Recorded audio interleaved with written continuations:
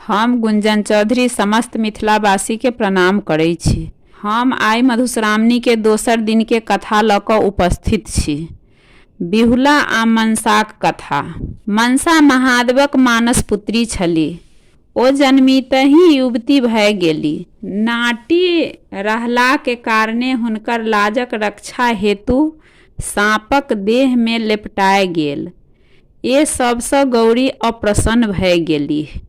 ते हेतु मनसा के कैलाश त्यागी अन्यत्र जाय पड़लनि। महादेवक कृपा सँ अमृत भुवन चली गेलीह। हुनकर इच्छा छल जे लोक हुनका पूजा करय। ओहि समय में मृत लोक में चंद्रधर चंदू नामक एक पैघ सौदागर रहय। पैघक देखाउसी आनो लोक करैत अछि। ते मनसाक मोन में भेल जे पहिने चंदुए हमर पूजा करय, तऽ देखा देखी आनो हमर पूजा करय लागत। चंदू महादेवक परम भक्त छलाह। ओ महादेव छोड़ि आन देवताक पूजा करब नहि गछलक। ओकर उत्तर छल जे दहिना हाथ महादेव के देने छियनि, बामा हाथे हम अहाँक पूजा कय सकै छी। मनसा के ई नहि जचलनि। ओ तमसा गेलीह। चंदूक 6 गोट बेटा के ओ साँप डसबा के मारि देलनि। चंदू के बुढ़ारी में पुनः एक बेटा भेल। हुनका टिप्पणी देखी ज्योतिषी कहलनि जे इहो बेसी दिन नहि जीताह। हिनका विवाह दिन कोबरही में साँप डस लेत। चंदू अत्यंत दुखी भेलाह, किंतु साध्य कोन। ओहि बेटाक नाम लक्ष्मीधर बाली लखनदर पड़ल। लक्ष्मीधर के 6 मास भेला पर चंदू अपन पत्नीक जिद पर एहन कन्या सँ करबा लेल विवाह तैयार भए गेलाह, जकर टिप्पणी में चिर सोहागिन योग छलैक। ओ पहाड़ पर एकटा एहन कोठा बनौलनि जे सब दिस से निमुन छलैक। बिज्जी आ बिढ़नीक पहरा पड़ल जे ओहि परोपट्टा में कोनो साँप के नहि आबऽ देत। ओहि कोठा में लखनदर बियाह 12 बरस परम सुंदरी आ सुलक्षणी कन्या बिहुला सँ भेल। जखन ओ कन्याक संग कोबर करैत रहथिन, तखने कोनो बाटे एकटा साँप आबि गेला। हुनका डस लेलक। लखनदर तत्काले मरि गेलाह। लोक सब हुनका संस्कार लेल गंगा कात लय गेल। बिहुला परम सती छलीह। ओहो स्वामीक संग श्मशान घाट चल गेली। लोग सबके ओ मुर्दा गाड़य नहि देलखिन। ओ सबके कहलथिन जे हमरा जेना होत तेना हम हिनका जियाएब। बिहुला केराक थौम केर एक नाव बना ओहि में सबक संग अपनहु बैस गेलीह आ गंगा में नाव के भसिया देलनि। लोग सब बहुत मना केलक, लेकिन जिद देखी अंत में लोग हुनका अपन भाग्य पर छोड़ि देलखिन। ओ बिना अन्न जल गंगा में मुर्दा संग कईयक दिन तक भसियाल रहली। सबक मांस गली गली खसय लागल। केराक थम सड़ि गेल, टूटय लागल। भसियाइत भसियाइत ओ बेर प्रयाग पहुँचल। बिहुला ओतय त्रिवेणी घाट पर एक धोबिन के कपड़ा खींचैत देखलखिन। ओकरा संग एकटा चिलका छलै। ओ चिलका ओकरा दिक्कत करै छलैक। बीच बीच में नुआ खींची लैत छलैक। अंत में धोबिन ओकरा जान सँ मारि खींचल साड़ी तर में झाँपि देलक। फेर जखन कपड़ा खींचल भए गेल, तखन चिलका के जिया कऽ आ ओकरा काँख तर लय माथ पर नुआक मोटा उठाय घर विदा भेल। बिहुला के भेलनि जे एहि धोबिन से हुनकर काज भऽ सकै छनि। ओ ओहि दिन ओतय रुकि गेली। दोसर दिन जखन धोबिन फेर घाट पर आयल, तखन बिहुला अपन सब हाल ओकरा कहलखिन आ ओकरा सँ अपन स्वामी के पुनः जीवित करबा में मदद मंगलखिन। बिहुलाक सिंदूरता, धैर्य आ साहस देखी धोबिन के दया आबि गेल। धोबिन बिहुला के संग लय इंद्रक दरबार पहुँचल। ओतय आनो देवता सब छलाह। बिहुला सब देवता के अपन वृतांत सुनौलनि आ अपन स्वामीक प्राणक दानक भीख मांगल। देवतागण बिहुलाक व्यवहार देखि प्रसन्न भए गेलाह आ हुनका दया आबि गेल। ओ सब बिषहारा मनसा के बजौलनि आ चंदू सौदागर अपराध के क्षमा कय देब कहलथिन। बिहुलो बिषहारा का पैर पकड़ विनती केलनि आ आचरी पसार कबूला केलन जे यदि पति सहित हुनकर छबो भैंसुर जीव उठत तऽ अपन ससुर के मना कऽ पूर्ण समारोहक संग बिषहाराक पूजा करती तथा मृत भुवन में हुनकर प्रचार करती। बिषहरि माता प्रसन्न भय सब के जीवी जेबाक वरदान दय देल। इंद्र महाराज लक्ष्मीधर सहित सातों भाई के यमपुरी से बाहर करबाक आज्ञा देलनि। सातों भाई के नव शरीर दय बिहुलाक संग लगा देल गेल। अभाव में धनो बीत बोहा गेलनि। चंदू सौदागर बेटा का सबसँ मरणासन भय गेल छलाह। देखनिहार अभाव में धनो बीत बोहा गेलनि। अकस्मात सातो बेटा संग पुतोहु के आयल देखि आनंद विभोर भ गेलाह। फुलसी के सातो बेटा और पुतोह के गर लगाओल। बिहुला सब हाल बुझि हुनका आशीर्वाद सँ ओत प्रोत कय देलनि। खूब धूमधाम से बिषहाराक पूजा कैलनि। सबके हकार आ निमंत्रण देल। बिषहाराक महिमा गुण गायल। ओही दिन सँ मृत भुवन में बिषहाराक पूजा होमय लागल। गाम गाम में हुनकर गहबर बनल आ लोग सब ढोल बजाय भीख मांग बिषहाराक गीत गाबी पूजा करारंभ कैलन। बिषहाराक कथा। कद्रु नामक स्त्री से कश्यप मुनि 1000 संतान भेल आ ओ संपूर्ण संसार में पसरि गेल। ओ सब पर उत्पाती छलाह। लोग सबके डसऽ लागल। लोग अंधुन मरय लागल। ई देखी ब्रह्मा चिंतित भेलाह जे यदि साँप एना करत तऽ हमर सृष्टिये समाप्त भय जायत। ब्रह्मा कश्यप मुनि के एकरा सँ त्राणक उपाय करय कहलखिन। कश्यप मुनि साँपक विष झरबाक मंत्र बनाओल। ओ मन सँ तपस्या कय बिषहाराक सृष्टि कयल। तैं ओ मनसा देवी कहाओल। किछु पैघ भेला पर ओ महादेव लग कैलाश चलि गेलीह। ओतय बहुत तपस्या केला पर महादेव प्रसन्न भय हुनका ज्ञान आ मंत्र देलनि आ पुष्कर क्षेत्र जाके तपस्या करबाक सुझाव देलनि। ओतय 3 युग धरि श्री कृष्णक तपस्या केला पर ओ सिद्ध भय गेलीह। एतय ओ सिद्ध योगिनी कहाओल। एखन तक हुनक विवाह नहि भेल छलाह। तपस्या से हुनक देह सुखा कऽ जीर्ण भय गेल तऽ हुनक नाम जरत्कारु पड़ि गेल। तखन हुनका जरत्कारुए नामक बूढ़ तपस्विनी ब्राह्मण से विवाह भेलीह। ताहि सँ हुनका आस्तिक नामक पुत्र भेलिन। राजा जनमेजयक प्रसिद्ध सर्प यज्ञ में अनेक सर्प मरल, किंतु सब साँप के आस्तिक मुनि अपन प्रभाव सँ बचा लेलनि। अषाढ़क संक्रांति सँ नाग पंचमी धरि बिषहाराक पूजा पसीझक पात पर होइत अछि। बिषहाराक पूजा केला सँ लोक के धन धान्य वृद्धि होइत छैक आ साँपक डर नहि रहै छैक। 12 नाम सँ बिषहरिक विख्यात छथि।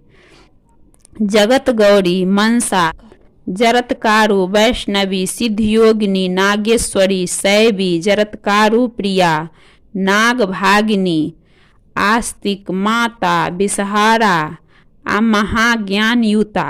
ई 12 नाम लैत रहला सँ लोक के अपन आ ओकर संतान के सर्प दंशक भय नहि रहैत जाइक छैक। ई 12 नाम पड़ला से साँप भागि जाइत अछि। मंगला गौरीक कथा। श्रुतिकृति नामक एक राजा छलाह। हुनका बेटा नहि छल। ओ एहि लेल चिंतित रहैत छलाह। अंत में भगवती का आराधना केनाई शुरू केलनि। भगवती प्रसन्न भय हुनका वरदान मांगय कहलखिन। राजा नतमस्तक भय कहलखिन जे हे माता, अहाँक दया से हमरा कोनो चीजक कमी नहीं अछि, मात्र एक पुत्र छोड़ी। यदि अहाँ हमरा से प्रसन्न छी तऽ हमरा एकटा पुत्र दिअ। भगवती बजली, हे सेवक, तोरा सँ हम अत्यंत प्रसन्न छी, किंतु तोरा भाग्य में बेटा नहीं लिखल छह। तथापि हम तोरा बेटा देबह। यदि सर्वगुणी बेटा लेबह तऽ ओ 16 वर्ष जियत, आ यदि चिरंजीवी बेटा लेबह तऽ महामूर्ख होयत। आब कहक केहने बेटा लेबह। भगवतीक बात राजा के सोच में धऽ देलक। ओ रानी सँ विचार कयलाक उपरांत सर्वगुणी बेटाक वरदान मंगलन। भगवती हुनका आदेश देल, हमर मंदिरक दुआरी पर जे आमक गाछ छै ताही में से एकटा आम तोड़ि कऽ अपन पत्नी के खुआ दहक, लगले हुनका गर्भ रहि जेतनि। राजा खुशी खुशी रानी के भगवतीक आदेश अनुसार खुऔलनि। रानी के गर्भ रहल। समय पर हुनक कोखी सँ सुंदर बालक जन्म भेल। ओकर नाम राजा चिरायु राखल। समय बीतऽ लागल। भगवतीक कथानुसार राजकुमार पढ़ी लिखी सर्वगुण संपन्न भय गेल। माय बाप परिजन परिजन सबके अपन व्यवहार से प्रसन्न राखय लागल। देखते देखते राजकुमार के 16हम वर्ष आबि गेल। राजा के चिंता बढ़ि गेल। बेटा मृत्यु अपने सोझा में कोनो देखता। राजा राजकुमार के अपन सार के सुपुर्द कय देल आ कहलक जे अहाँ हिनका काशी लऽ जाउ। जाबत जीवत ताबत हिनका सुख सुविधाक पूर्ण ध्यान राखब।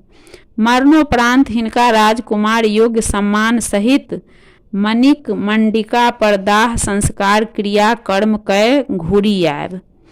माम भागिन काशीक रास्ता में जाइत जाइत आनंद नगर पहुँचलाह। ओतय वीरसेन नामक राजा राज करैत छलाह। हुनका मंगला गौरी नामक एक सुंदरी आ सुलक्षणी कन्या रहथिन। हुनकर विवाह आइये राति होबय लेल छलीह। राजकुमारी फुलबाड़ी में सखी सभक संग गौरी पूजा हेतु फूल लोढ़ैत छलीह। गप्पे सप्पे में कोनो सखी तमसा कऽ राजकुमारी के रानी कहि देलक।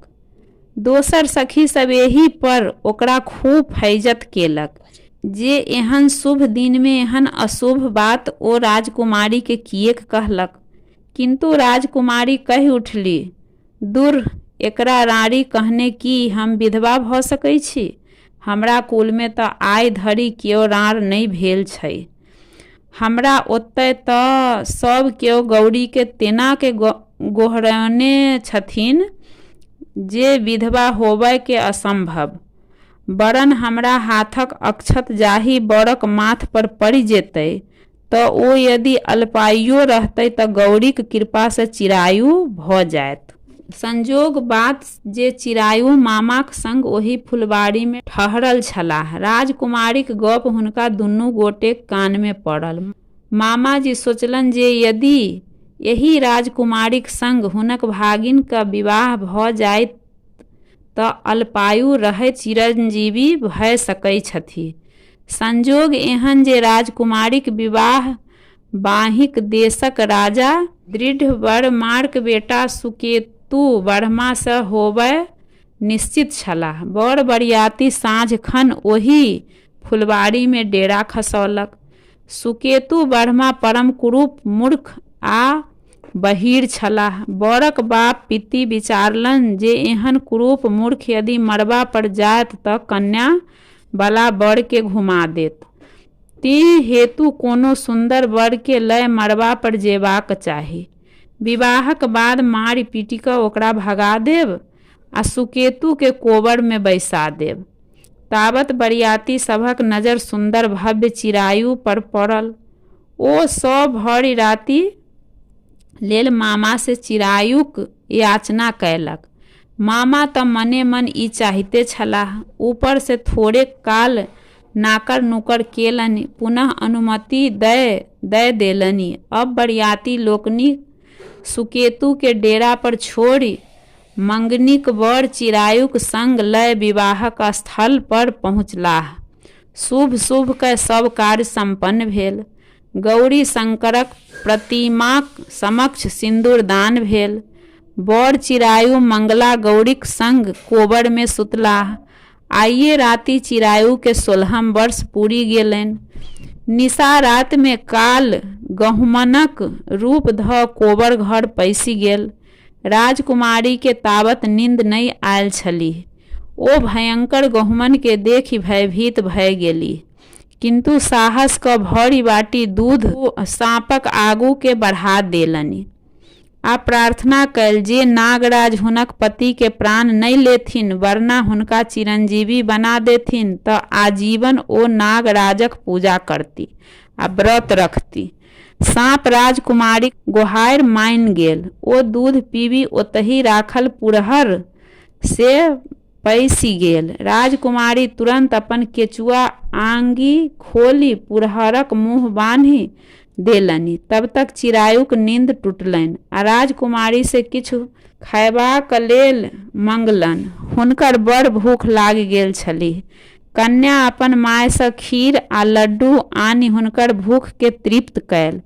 बड़ के हाथ धोए काल हुनका आंगुर सँ पंचरत्न औँठी खसि पड़लनि, जे कन्या अपन आंगुर में पहिर लेलनि। बड़ पान सुपारी खा पुनः सूत रहलाह। बाद में जखन राजकुमारी साँप वाला पुरहर के फेंकय गेली त देखलनि जे साँपक स्थान पर एक गोट रत्नहार चकचका रहल अछि। ओहि हार के अपन गर्दन में पहिर लेलनि। भोर भेला पर माम चिरायु के वापस लय गेलखिन आ बरियाती सब सुकेतु के कोबर में बैसबाय चाहलक। राजकुमारी मंगल गौरी ई कही हुनका रोकि देलनि। ओ हुनकर पति नहीं छथि। हुनक विवाह आन ककरो संग भेल छलाह। बड़ पक्ष वाला सब अरलाह आ सबूत मांगलनि। मंगल गौरी कहलखिन जे राति में हुनका एक औँठी आ एक हार भेटल छल। बड़ बजथुन जे ओ सब केहन छल आ राति में ओ की सब केलनि आ हुनका सँ की सब गप केलनि। सुकेतु एको बातक उत्तर नहीं दे सकलाह। अंत में हारि मानि बड़ पक्ष वाला चल गेल। राजा वीरसेन जखन सब चक्रचाली बुझलनि तखन स्तंभित रहि गेलाह। राजा राजकुमारी के असली बड़ के चिन्हय लेल हुनक वास कोठा पर देलनि। ओतय एक चिक लगाय देल गेल, जतय सँ ओ कन्या लोक सबके देखैत रहथिन। राजाक धारण छला असली बड़ अपन बियाही स्त्री के खोजा में कहियो न कहियो अवश्य आओत, तखन राजकुमारी हुनका चिन्ह जैथिन।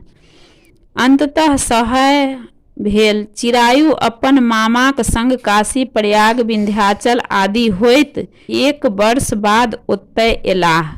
देखैत देरी राजकुमारी चिचिया उठली जे ओहे हुनकर बड़ जाइत छथिन, ओहे हुनकर प्राणनाथ जाइत छथिन। वीरसेन दुनू माम भगिना के कोठा पर बजाओल। राजकुमार राजकुमारीक प्रत्येक प्रश्न उत्तर ठीक ठाक देल।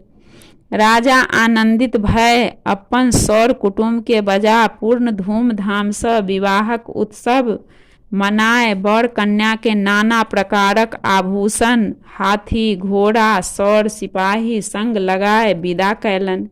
चिरायु सब सामान ल कन्या सहित अपन राजधानी पहुँचलाह।